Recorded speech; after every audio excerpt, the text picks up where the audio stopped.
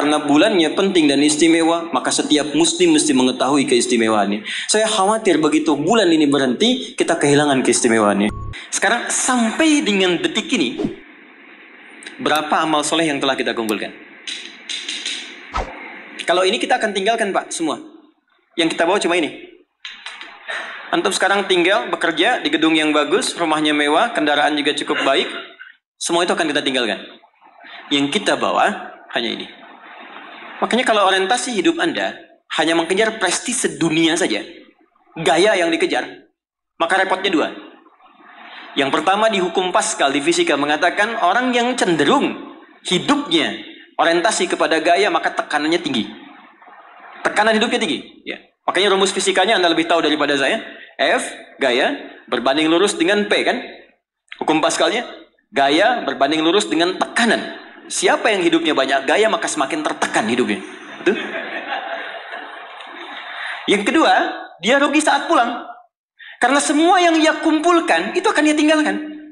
Tunjukkan pada saya sampai hari ini siapa yang ketika pulang meninggal dunia itu meninggalkan semua yang dapatkan saat dunia. Di mobil ditinggalkan, rumah ditinggalkan, maaf, pasangan bahkan ditinggalkan, harta ditinggalkan. Tunjukkan pada saya siapa di muka bumi ini, termasuk khususnya dia muslim yang ketika wafat semua asetnya dia bawa ke alam kuburnya. Even uang yang Anda kumpulkan, handphone yang Anda simpan sekarang, demi Allah saya katakan semua akan ditinggalkan. Jadi betul kata Allah ketika menyebut semua aktivitas kita untuk mengerjakan amal soleh ini, maka Allah berikan nama khusus bagi kita disebut dengan insan namanya. Insan disebutkan 65 kali dalam Al-Quran. Saya berikan sedikit rahasia. Kalau ada kata insan di dalam Al-Quran, maka semua lafaz ini itu mengandung informasi terkait kurikulum aktivitas kehidupan kita. Ini yang kamu kerjakan, ini yang kamu tinggalkan. Kalau profesimu ini, begini caranya. Ini tantangannya, ini solusinya. Tapi tetap poinnya, kata insan akan diikat dengan tugas kita mengerjakan amal soleh. Diberi waktu 24 jam, bagaimana caranya dari bangun tidur sampai tidur lagi, setiap momentumnya menjadi amal soleh. Waktu, momentum yang diberikan untuk beraktivitas dalam bahasa Arab disebut dengan asr namanya. Asrun. Jadi ada waktun, ada asrun, itu beda. Kalau waktun itu masih umum, waktu. Tapi kalau asrun sudah jadi momentum, waktu yang diberikan untuk diisi beraktivitas. Sekarang temukan kata asrun, temukan kata insan, temukan kata amal soleh dalam Al-Quran. Ternyata digabungkan dalam satu surah 103. Wal asr. Demi waktu yang aku berikan pada setiap manusia untuk diisi dan beraktivitas di dalamnya. Sekarang perhatikan. Innal insan. Sungguh, perhatikan cara menerjemahkannya. Setiap manusia yang beraktivitas untuk mengisi waktu ini lafi khusn. Berpotensi ada yang mengalami kerugian. Kata Allah, aku berikan modal 24 jam, Anda diberikan modal 24 juta dolar untuk beraktivitas, cari minyak nih, cari ini. Tapi ketika Anda diberikan modalnya nggak balik. Ada yang balik cuma 1 juta, ada yang balik 2 juta, ada yang rugi sama sekali, ada yang harus bayar denda, ada yang macam-macam. Nah, sekarang Allah kasih modal kita 24 jam, gunakan beraktivitas, kata Allah insan. Cuma sayang, aku berikan 24 jam, ada yang rugi. Kecuali orang-orang yang keluar dari kerugian itu, dialah orang yang aktivitasnya mengikuti hal yang telah aku tunjukkan ini. Illalladzina amanu, kecuali semua orang yang, alladzina disebutkan 1080 kali dalam Al-Quran. Mencakup laki-laki, perempuan, tua, muda, kecil, besar, tanpa batas. Artinya kata Allah, semua manusia tanpa kecuali akan keluar dari frame kerugian ini jika dia mengerjakan hal berikut. Illalladzina amanu wa amilus salihat. Jika yang ia kerjakan selama hidupnya menjadi baik di hadapan Allah. Makannya saleh, kerjanya saleh, maaf, jalannya saleh, tidurnya saleh 24 jam. Ya. Nah, sekarang kita evaluasi dulu sebentar, mohon izin, tahan baik-baik. Saya pernah terangkan pada Anda, karena kita perlu mengumpulkan amal soleh, makanya dari ujung kepala sampai ujung kaki, semua lengkap petunjuk di Al-Quran. Apa yang harus dikerjakan oleh mata, telinga, lisan, sampai ke ujung kaki. Sekarang, kita ambil usia rata-rata kita saat ini. Kita ukur dulu sebentar, sebelum kita kenal apa yang menjadi keutamaan bulan Rajab. Ukur sebentar, saya tanya, rata-rata usia berapa nih? 40 boleh ya, ke atas. Kita ambil tengahnya bisa, 40. Ya, dari 40 ini ada penelitian kecil-kecilan menunjukkan aktivitas manusia itu setengahnya, walaupun tidak semuanya, pada umumnya setengah dari usia manusia itu digunakan untuk tidur.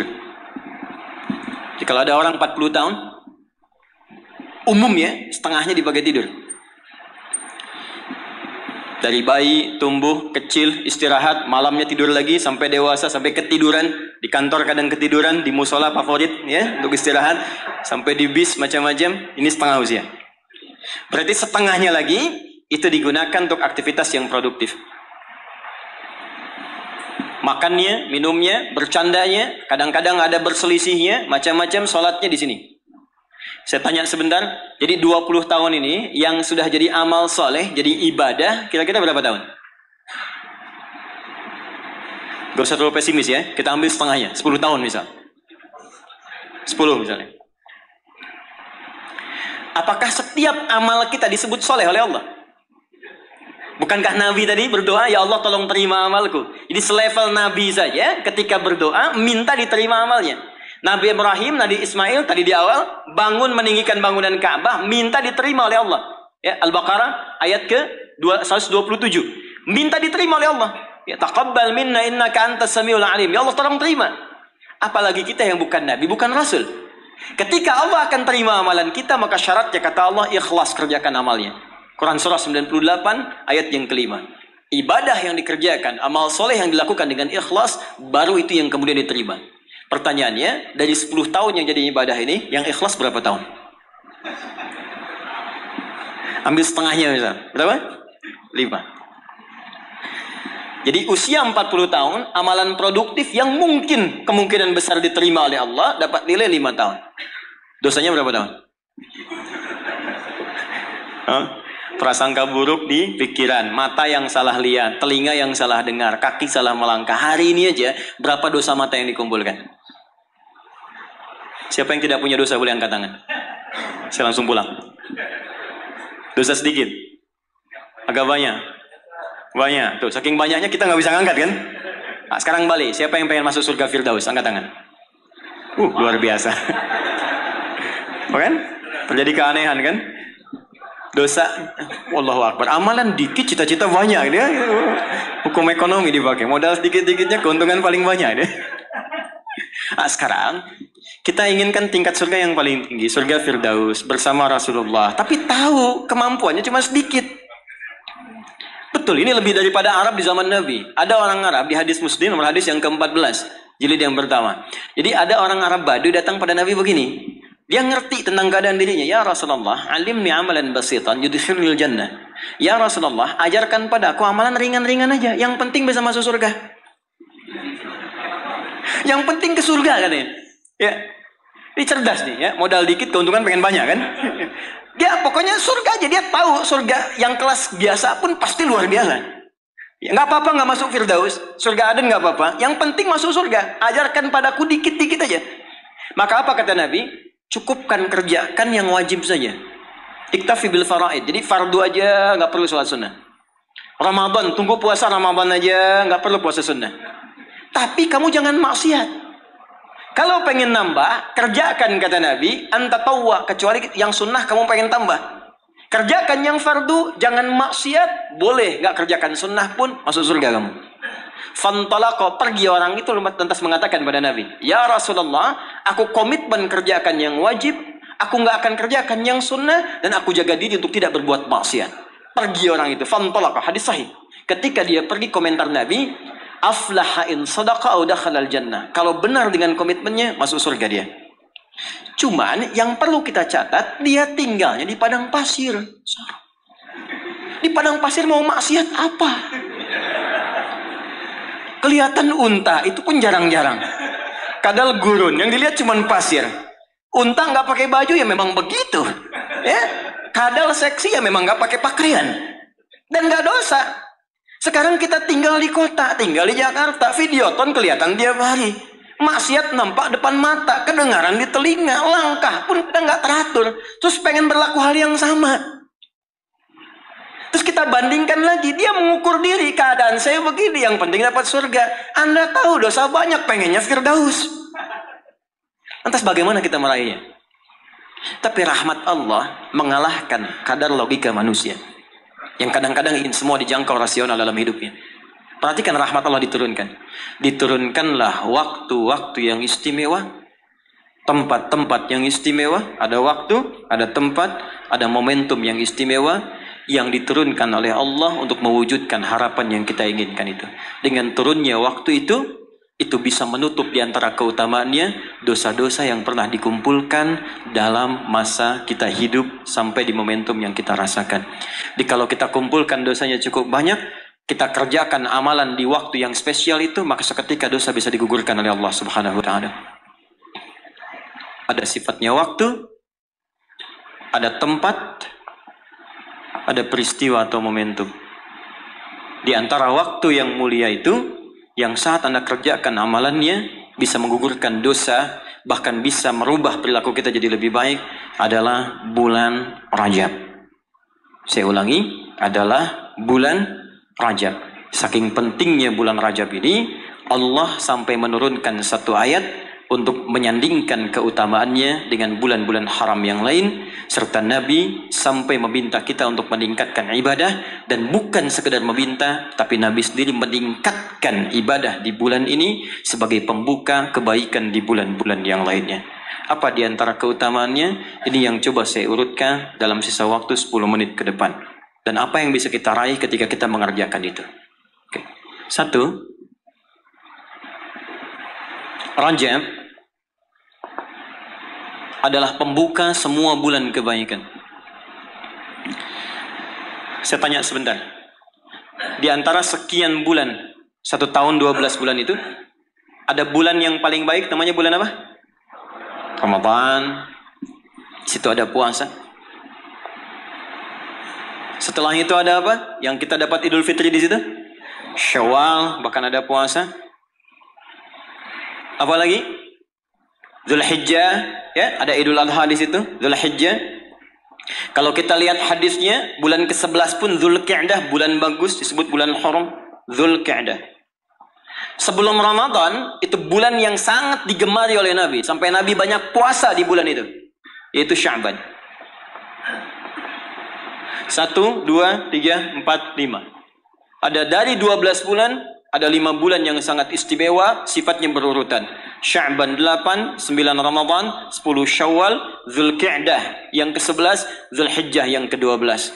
Pembukanya, pintunya, Rajab. Nggak mungkin bisa ke Sya'ban kecuali masuk Rajab dulu. Nggak mungkin dapat Ramadan kecuali Rajab dulu. Karena itulah Nabi bahkan pernah mengatakan dalam beberapa kesempatan, diteruskan sampai kepada kita, hati-hati, amalan-amalan ini. Bahkan ada ulama yang mengatakan, kalaupun kita nggak dapat Ramadan, minimal Rajabnya dapat. Karena itu pintunya. Dan kita nggak tahu, tadi saya mau ke sini Pak, di jalan itu, saya dengar informasi, ada orang yang sudah pesan tiket dan paket lengkap untuk umrah di bulan Ramadan. Ya, jadi jauh-jauh hari pesan karena tahu akan padat situasinya. Lalu tahu apa yang terjadi? Ternyata harap-harap ingin ke Ramadan, masuk bulan Rajab, wafat semua orang itu. Semuanya. Ini sangat menarik ini. Baru tadi saya di jalan, ya dapat informasi, ada seorang syekh dari Timur Tengah, dia ceramah, ada sekelompok orang berharap-harap dapat kemudian berangkat di Ramadan, tiba-tiba wafat dia di bulan Rajab. Sampai ulama ini mengatakan, kalau tak dapat Ramadannya, karena kita nggak tahu kapan pulang, minimal Rajabnya. Maka apa yang kita lakukan di bulan Rajab ini, seperti Nabi pernah contohkan kepada kita. Maka mulai dengan kalimat yang pertama, turun Quran surah 9, ayat ke-36. Saking pentingnya bulan ini, ada ulama mengatakan karena bulannya penting dan istimewa, maka setiap muslim mesti mengetahui keistimewaannya. Saya khawatir begitu bulan ini berhenti, kita kehilangan keistimewaannya. Maka keutamaan yang pertama ada di Quran surah ke-9 ayat ke-36. Saya agak cepat. Inna iddatasy syuhuri 'indallahi 12 syahran fi kitabillah. Kata Allah, jumlah bilangan bulan setahun ada 12. Yauma khalaqas samawati wal ard. Sejak diciptakan langit dan bumi aku telah tetapkan setahun 12 bulan. Minha arba'atun hurum. Dari 12 itu ada 4 yang spesial. Disebut bulan hurum.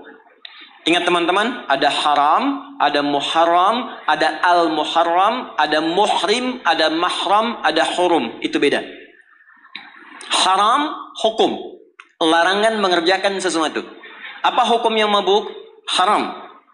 Ingat, apa hukumnya mencuri? Haram. Hukumnya korupsi? Haram. Karena itu orang beriman gak mungkin korupsi. Awas, hati-hati. Awas, pegawai Pertamina yang beriman gak mungkin mencuri. Gak mungkin nyogok. Gak mungkin korupsi. Hati-hati, haram. Perbuatannya disebut muharram. Mabuk itu muharram. Hukumnya haram. Jelas? Kalau kita ingin meninggalkan yang dilarang itu, yang haram-haram, tambahkan hamzah di depannya, harakatnya menggunakan ahrama. Sifatnya disebut ihram. Karena itu kalau Anda sudah mengenakan kain ihram, ada ajaran hikmah di situ, falsafahnya. Kalau sudah pakai kain ihram, maka tinggalkan semua larangan-larangan. Nggak boleh potong kuku, nggak boleh merusak tanaman, nggak boleh tepuk nyamuk seharga kambing. Anda tepuk, bayar damnya seharga kambing. Ihram. Itu latihan. Maksudnya pulang umrah, pulang haji sudah terbiasa meninggalkan yang haram. Jangan pulang umrah korupsinya lebih gede misalnya. Ya. Jangan kurang umrah dosanya lebih banyak.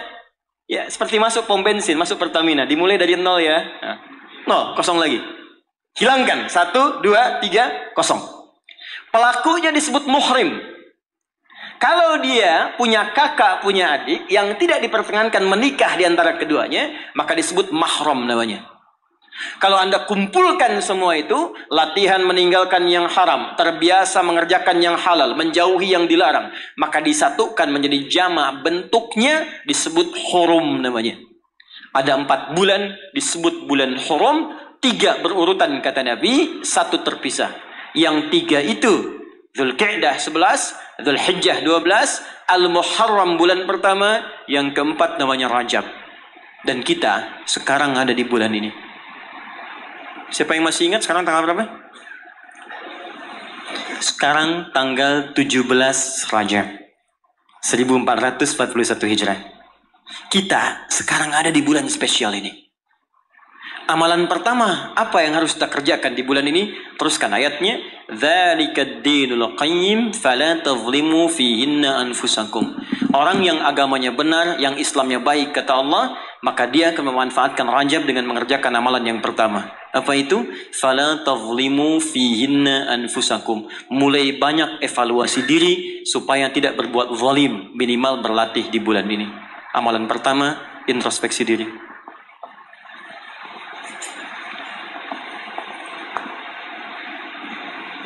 Maaf Pak Ibu, saya tidak bermaksud mengajari, hanya menerangkan apa yang dimaksud oleh Al-Quran. Zalim, fala tazlimu, jangan zalim. Zalim itu menempatkan sesuatu bukan pada tempatnya. Ada gelas, ada gayung. Gelas untuk nampung air minum, gayung nampung air mandi. Anda minum pakai gayung, mandi pakai gelas. Zalim namanya. Nah sekarang, anfus jamak dari nafas tubuh kita. Ya ini anfus itu jamak dari nafas nih kita. Dari ujung kepala sampai ujung kaki. Setiap tubuh ini sudah diterangkan oleh Allah fungsinya. Misal, mata fungsinya melihat yang baik. Quran surah ke-24 ayat 30. 31 untuk perempuan. Lisan untuk bicara yang baik-baik. Quran surah 49 ayat 11 sampai 12. Sampai kaki, sampai ke ujung kaki. Melangkah pada yang baik. Quran surah misal ke-25 ayat 69. Ya. Baik, semuanya sudah diatur. Dari ujung kepala sampai ujung kaki. Kalau Anda gunakan setiap anggota tubuh di luar hal yang Allah telah tetapkan, berarti zalim sifatnya.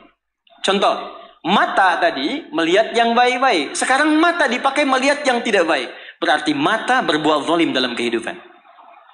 Saya tanya sampai dengan siang hari ini, berapa kali mata digunakan untuk melihat yang tak baik? Mungkin dari mata ini ada dorongan untuk berbuat yang tak baik. Itu sebabnya yang menjadikan keluar dari masjid kadang-kadang ada sepatu hilang, sendal hilang. Apa yang pertama melihat? Mata terdorong kemudian kepada nafsu. Baik, sampai ke ujung kaki, berapa kali berbuat yang keliru. Itu mungkin yang menghambat kesuksesan yang dikerjakan saat ini. Karena lisan dengan teman jadi nggak akrab. Karena pendengaran yang keliru muncul fitnah. Karena melangkah pada yang tidak benar muncul hal yang menjadikan perselisihan. Berapa banyak yang kita harus evaluasi. Maka yang pertama, ini masih ada waktu? Masih, sampai jam berapa ini? Oh, ini Pak Nanang kalau rakyatnya sudah begini nggak ada pilihan ya. Baik, tahan baik-baik. Ini terakhir bagiannya. Maka kalau kita sadar ada yang berbuat yang tidak baik, maka saya berikan gambaran singkat bagaimana cara memperbaikinya. Sekarang lihat sini. Teman-teman masih ingat nggak? Pemilik rezeki siapa? Allah. Yang punya kedudukan siapa? Allah. Yang punya kebijakan siapa? Allah. Sekarang kita bekerja kan supaya Allah kasih pada kita kan? Nah, sekarang kata Allah, kerjakan ini, jangan lakukan ini. Lalu Anda mengerjakan yang dilarang oleh Allah dan berharap mendapatkan apa yang akan diberikan oleh Allah, maka mustahil.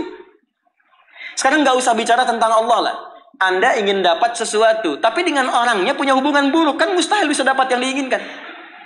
Anda mau datang ke si B, tapi Anda tidak punya hubungan baik dengan si B. Apa yang tidak diinginkan si B, Anda kerjakan, mustahil Anda dapatkan. Sekarang, karena itu Nabi ilustrasikan begini. Kalau ada orang yang dalam hidupnya sering menyalahi perintah Allah dalam kehidupan, bukan hanya hablum minallah, tapi juga hablum minannas. Karena hukum kehidupan dunia nanti diikat oleh hukum dunia. Akhirat diikat dengan kaidah akhirat. Jadi kalau Anda ingin kaya, ya Allah, kaya itu dunia. Maka hukum dunia diturunkan. Kerja itu hukum dunia. Jujur hukum dunia. Maaf, punya attitude yang baik hukum dunia. Membangun hubungan baik dengan sesama pun hukum dunia. Maka dari itu, maaf, sekalipun Anda punya hubungan yang tidak baik, bukan dengan muslim, dengan non-muslim misalnya punya perilaku buruk yang tidak diperkenankan oleh syariat. Anda bohong pada non-muslim, Anda misalnya zalim pada non-muslim, berlaku juga, jangan harap karir Anda sukses. Sama persis. Ya, sekarang perhatikan baik-baik. Kalau ada orang berbuat maksiat kepada Allah, melanggar dua ketentuan tadi, maka kata Nabi, naqtas sauda, diberikanlah kemudian di atas katup hatinya noda-noda hitam. Semakin banyak dikumpulkan, semakin menutup seperti ini. Kalau sudah menutup begini, banyak maksiatnya, banyak salahnya, banyak kurangnya, bukan hanya pada Allah, tapi juga hubungan dengan manusia, maka anna yustajabu lidzalik. Bukan Allah nggak mau kabulkan doanya, tapi mental setiap diminta. Perhatikan. Masuk minta, diturunkan, balik. Diturunkan, balik. Diturunkan, balik. Setiap dimintakan. Nabi pernah mengisahkan seorang thumma dzakara rajula yutilus safara ash'atha aghbara. Ada orang datang berkelana pengen berdoa kepada Allah menempuh perjalanan panjang. Doa yang dikerjakan saat perjalanan panjang cepat dikabulkan 2 kali lipat dari yang biasa. Kemudian menyebut nama Allah al-asmaul husna. Doa yang dibuka dengan al-asmaul husna cepat dikabulkan. Yang ketiga dia mengangkat tangan. Doa yang dilakukan dengan mengangkat tangan cepat dikabulkan dibandingkan dengan yang diam.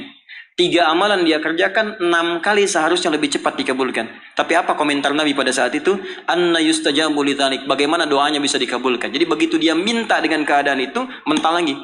Apa penyebabnya? Maaf, mat'amu haram. Karena dia cari kerja dengan cara yang haram.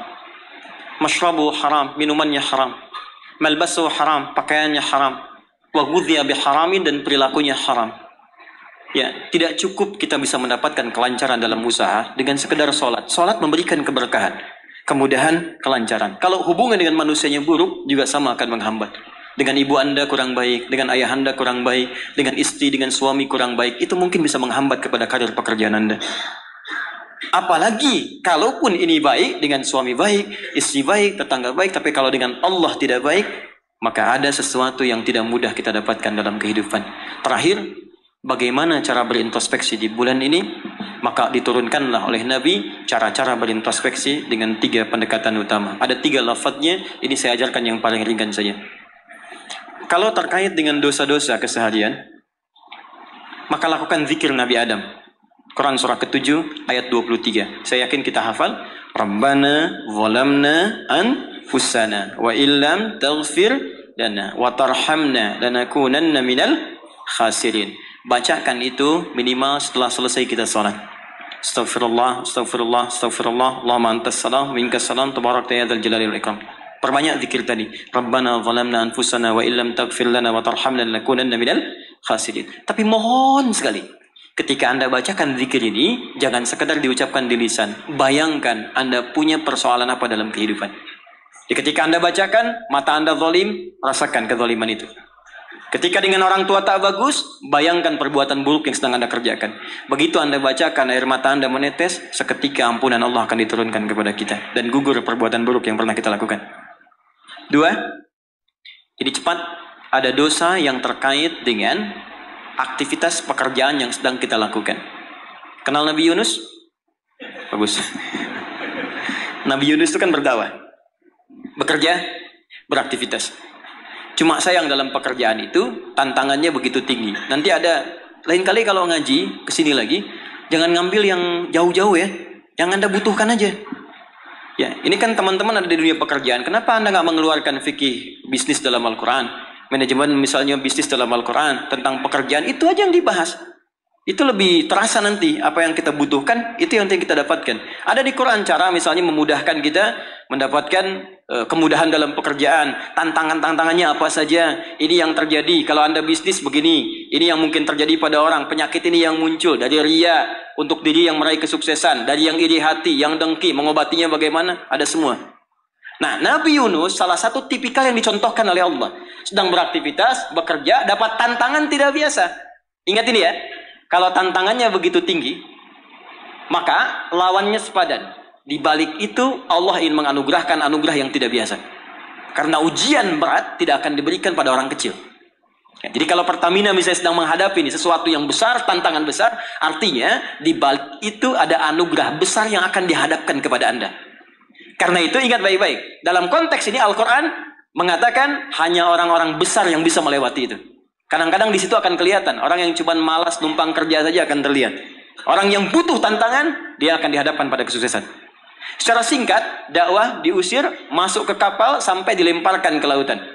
Ya, jadi dakwahnya diisengi, diusili, sampai yang terakhir puncaknya, dilempar ke lautan, masuk dalam perut ikan paus. Saya mau tanya sebentar, kalau masuk perut ikan paus, kira-kira pengap atau tidak? Sudah pernah masuk? Pengap, gelap, sulit kan? Baik ya? Nah, gambarannya nonton film Pinocchio kelihatan kan? Nah, sekarang lihat baik-baik. Ketika Nabi Yunus alaihissalam ada dalam perut ikan paus itu, sempat terlintas dengan sifat kemanusiaannya. Kapan saya bisa keluar dari persoalan ini? Kapan Allah tolong saya? Itu fitrah kemanusiaannya.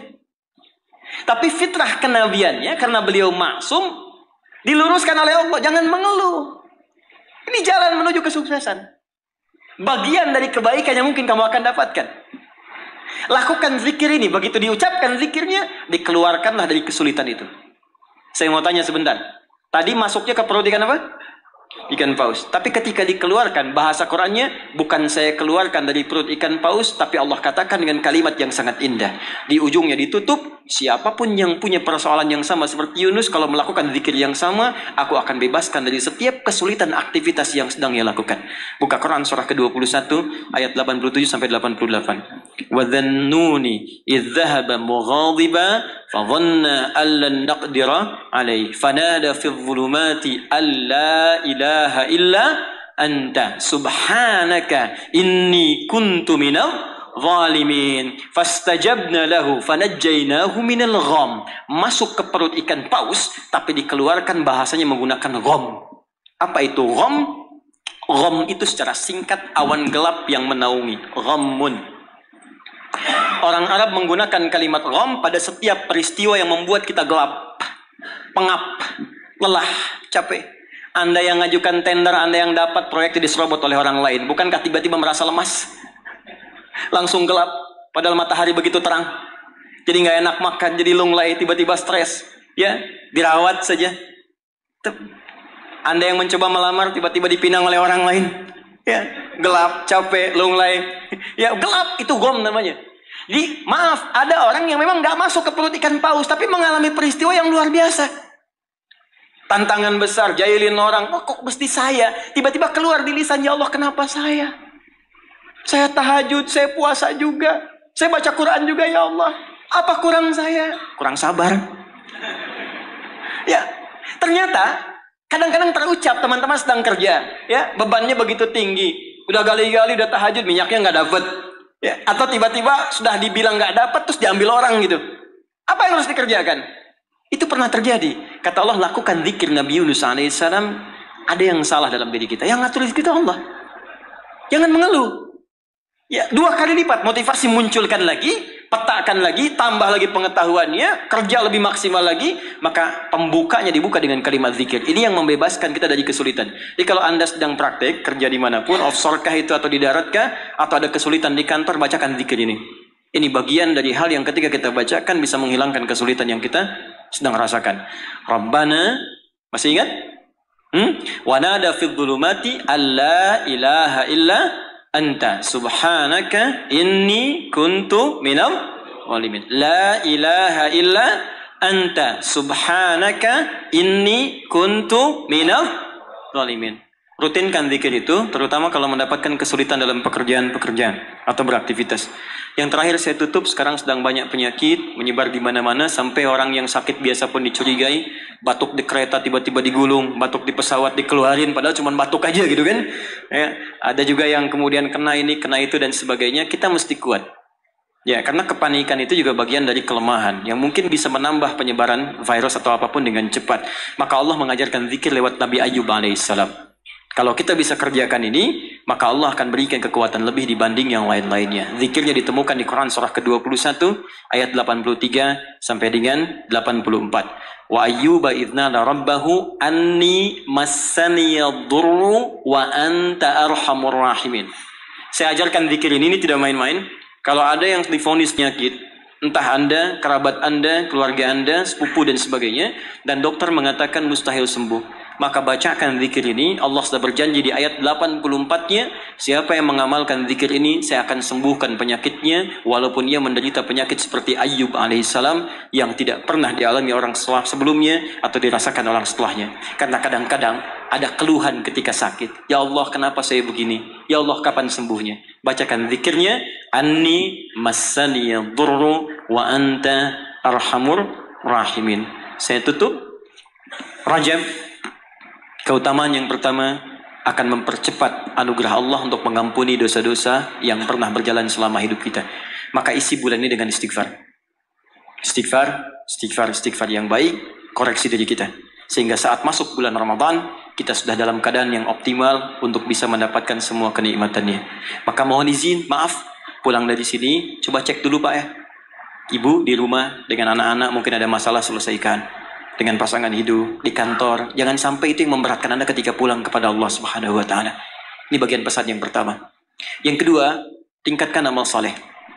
Ya, Ibnu Abbas mengatakan, orang yang sengaja maksiat di bulan Rajab, karena tadi ada ayatnya, maka dosanya 2 kali lipat di hari biasa. 2 kali lipat.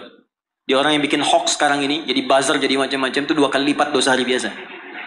Bahkan zaman jahiliyah pun kalau muncul Rajab, itu puasa maksiat Pak. Bisa puasa maksiat.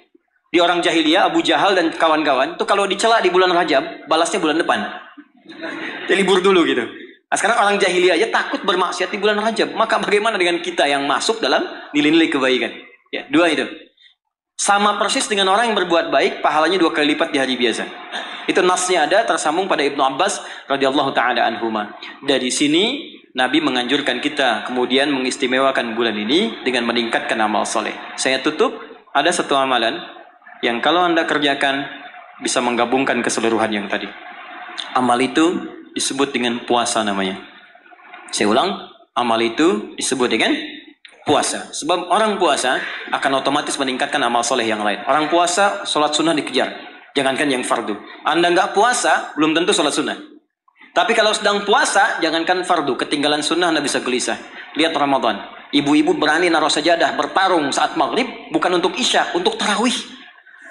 Simpan sajadah saf paling depan tuh. Ya, padahal tarawih hukumnya sunnah kan? Nah, jadi sunnah tuh dikejar, nggak ada yang minta dicari-cari. Anda Ramadan cari yatim fakir macam. Kenapa? Sedang puasa. Yang kedua, puasa bisa menghambat maksiat. Nggak ada orang demi Allah saya katakan, koruptor kalau puasa, nggak korupsi dulu. Ya, pencuri nggak nyuri dulu. Puasa. Karena psikologi orang puasa nggak mau berbuat maksiat, takut batal puasanya. Orang pemarah pun semarah-marahnya sedang puasa bisa berhenti marah. Buka jam 6, 6 kurang 5 diprovokasi.